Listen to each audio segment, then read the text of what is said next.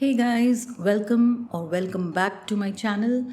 This is a glimpse into my latest tutorial, Snowdrops with Watercolors, which I recently published on Skillshare. If you want to purchase this as an individual tutorial, then it is available on my website. All the details regarding this tutorial are in the description box below.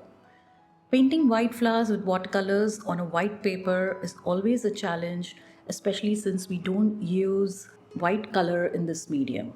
As watercolor is a transparent medium, we have to leave whites of the paper to show the brightest highlights in a painting, so proper planning is required before we put brush onto the paper.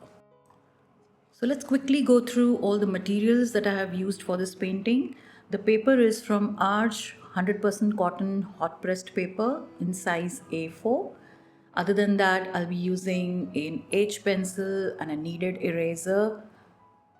And the brushes I'll be using are size 2, 4, a 000 brush, a chisel blender brush, which I use it as a lifting brush, and an old brush for mixing. And the paints are lemon yellow, cenelia yellow deep, phthalocyanine blue, permanent sap green, quinacridone gold, and neutral tint. All these colors are from Sennelier or from Winsor & Newton. And this is my usual ceramic palette with two sections of water in a bowl and a soft cotton rag. So the first color I'll be using is lemon yellow. To this, I'll be adding a tinge of permanent sap green just to make it a little bit cooler yellow, a little bit greenish yellow. Now this is for the tip of the flowers where you can see that yellow and green color. And in some areas, I can also see some warm yellow. So I'm taking Sennelier yellow deep. Now, as for the gray color, usually I mix my own grays by using three primary colors. But to keep this painting process simple, I'm using here a directly available color, which is neutral tint from Winsor & Newton. It's a beautiful gray tone if you don't want to mix your own gray. So neutral tint on its own will look like this. Now to alter this gray tone, you can add blues to make it more cooler gray and yellows to make it more warmer gray. So here I am adding phthalocyanine blue to make it more cooler gray.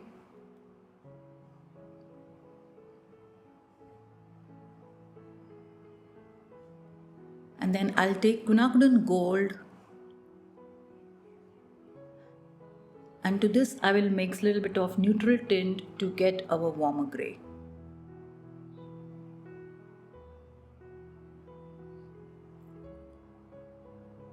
So this way you can alter your gray tones to your liking.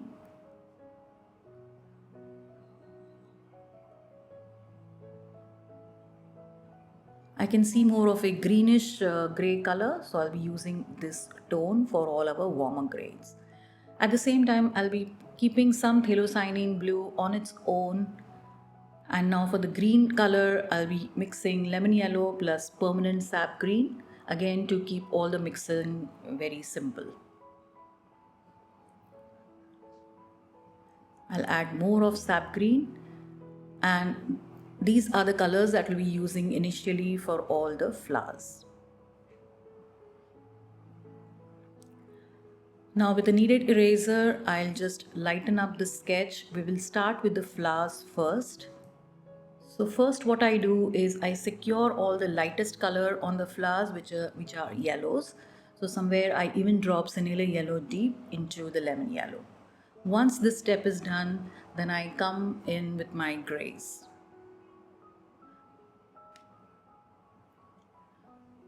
So I'll be using size 4 brush and I'll be doing wet on wet technique for our first foundation layer, and we'll be working petal by petal. So I'm applying a clean water glaze. Now while applying this water glaze, you have to take care that it's not too much oversaturated because we don't want the colors to flow too much into the petal. We want a very controlled flow of colors. So Practice this in your sketchbook if you're not very sure about your wet on wet technique. And here I'm taking the cool gray color and I'll start by applying this on the darkest shadow. And as you can see, the color is not wildly going everywhere, it is in a much controlled manner. And to this, I will add some quinacridone gold. Don't shy away from applying dark colors to your white flowers. And this is our warm gray color, because white flowers are all about applying shadow colors.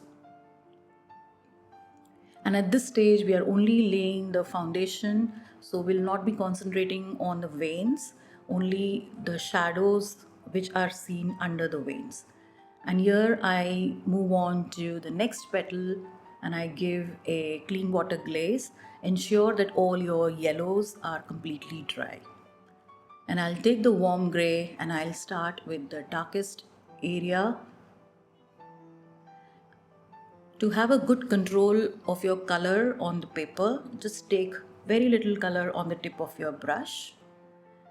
And I'll also be adding some phthalocyanin blue. As you can see, the white flowers are never completely white. We'll be only leaving the very brightest highlight as the white of the paper. And in between, I just lift off some of the light with a clean damp brush. And this is the procedure I'll be following for all the petals of all the flowers.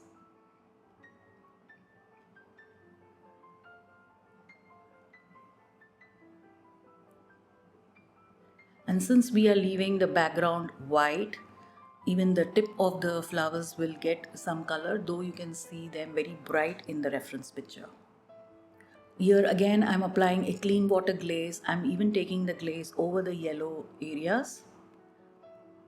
And then with very little color on the tip of my brush, I start with the darkest area.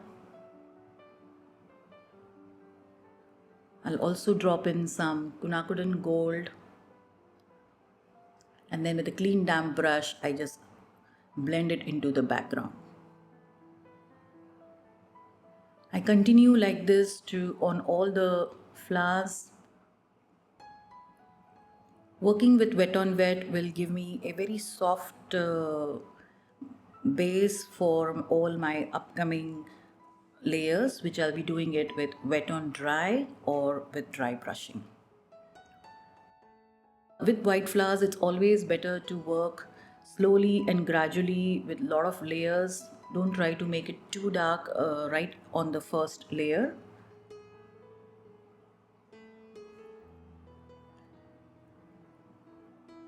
At this stage, you will feel the gray tones are too dark because we are comparing it with the white of the background area. We don't have any dark color yet.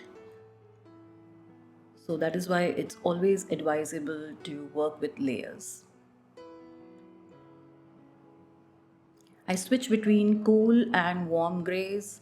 Wherever I see more of a yellow gray, I use the warm gray. Wherever I see more of a bluish gray, I use the cooler tone.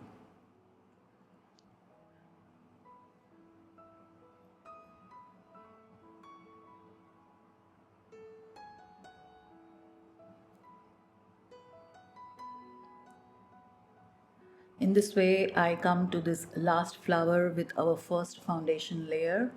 Keep everything very light at this stage so that you don't make any mistake of going too dark too soon. So after all our light colors are done, now I come in with my 000 brush and I will start giving all the darkest shadows and the veins. The veins are the darkest in these flowers. So with a very fine brush, I start giving all the darkest tones. I'm adding more neutral tint and more blue to this mixture.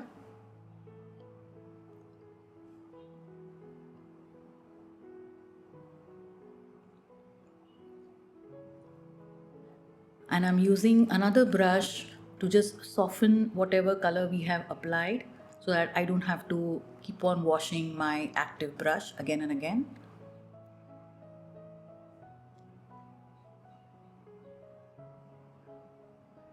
Keep on softening the line.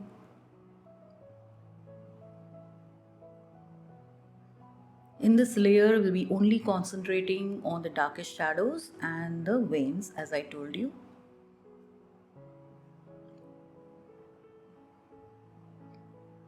I've broken down this tutorial into very simple, easy to follow steps.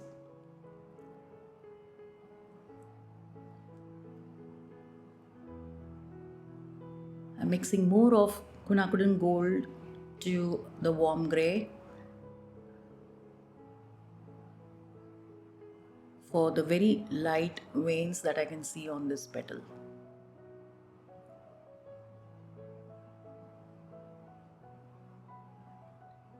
And then with a clean damp brush, I just go over all the veins to just fuse them into the paper, just blend them into the paper so that they don't look very harsh.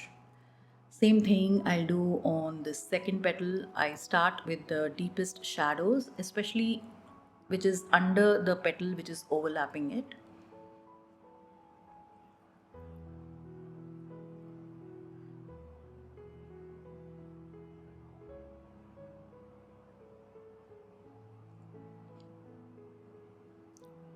And if you accidentally go very dark, then just take a clean damp brush and just soften that color out.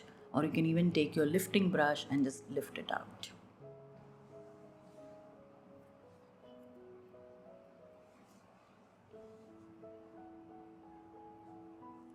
Using a very fine, small size brush will give you a lot of control.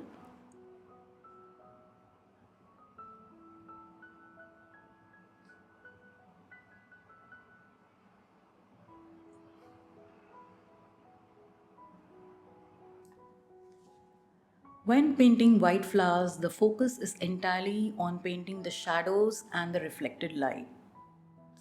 As white color reflects light from its surroundings, this gives us an opportunity to introduce some beautiful and vivid colors to the shadows as well. Like here in this case, I'm using phthalocyanin blue and quinacridone gold. The key to paint white flowers with confidence is to work in layers. Keep on adding transparent light layers so as not to make mistake by making anything very dark.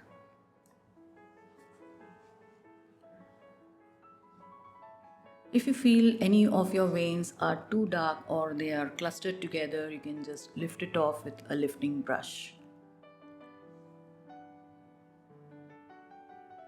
Keep it very light at this stage. We can always make things darker when we are using watercolors.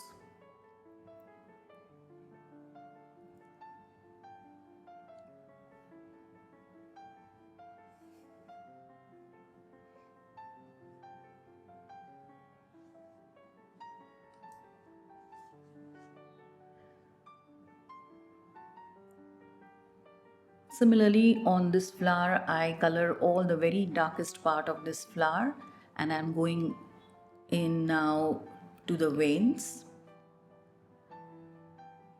You have really dark brown and dark, almost black color on this flower. So after the second layer is done with all the darkest tones, now we need to adjust all the mid-tones. So in this layer, I'll be coming in with more colors and with more layers, and I'll adjust the gap between the lightest and the darkest tones. I'll adjust all the values in between these two tones. So I'm still using my size 000 brush and I'm softening it with a size 4 brush. Here you can see that I'm giving a very light blue background to this flower, because once you do the very dark veins, then you feel that the first wash that you have applied, that looks really light.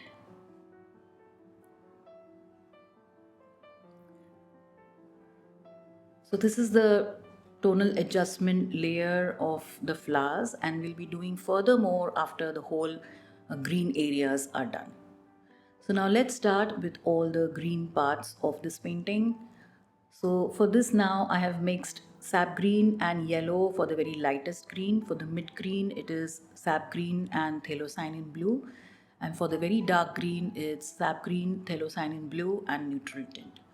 So as for the first layer, I always like to go in with wet on wet. So here I'm giving a clean water glaze. Work in small sections, how much you can control. And I start with my mid green and just take the color on the tip of your brush, because again it's a very tiny space and I don't want this dark green to spread everywhere. We have to leave that brightest highlight and then even the lighter green area. And here I come in with light green,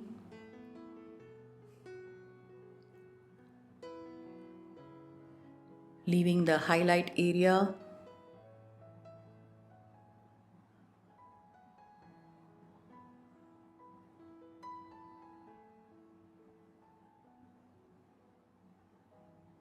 And then I'll take the darkest green for the very dark shadows. Now at this stage I'm not going very dark too soon. We'll come back to this in the second layer and we'll be darkening and giving all the details. Our first layer should always be, you should always concentrate more on applying colors and leaving the brightest highlights. Don't worry about it if it's not too dark at this stage as your reference picture. So in this way, I'll be finishing all the calyx, I think it's called, the green areas of these flowers in the same way.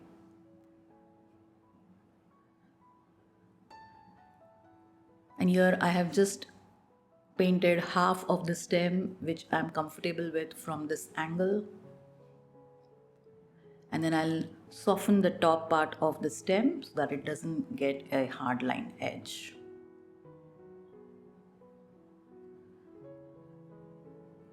So after finishing the first layer to all the stems as well and all those light buds also, I come in with the second layer, and now I'm again back to my 000 brush and I'll start giving all the very fine details. So here I'm starting to darken the darkest area, and I'm also seeing some texture on this part. So a lot of dots and lines.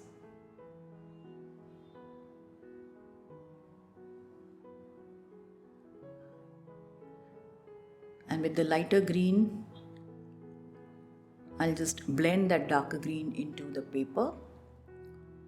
Always correcting the shape of the stem and neatening the edges.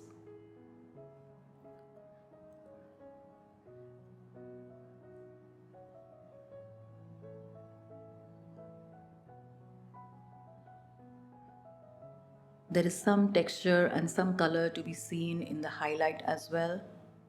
And now I come in with the darkest green color for the darkest shadow. So this will now easily blend with the layer below it and will not look too harsh.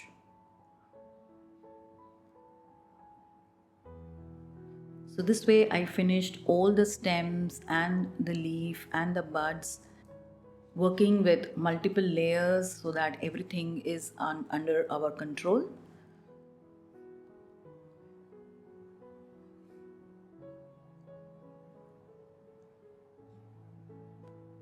You can lift off any color or lighten any area if you have made it too dark.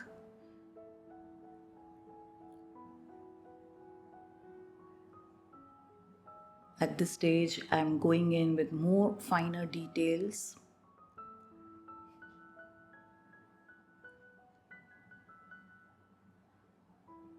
After the whole painting is complete, I look at the whole the painting as a full picture, and I noticed that after giving the dark green color, I find that some of the shadows on the white flowers are looking quite light.